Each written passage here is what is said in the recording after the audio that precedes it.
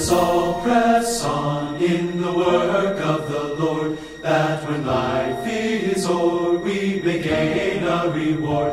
In the fight for right, let us wield the sword, the mighty sword of truth.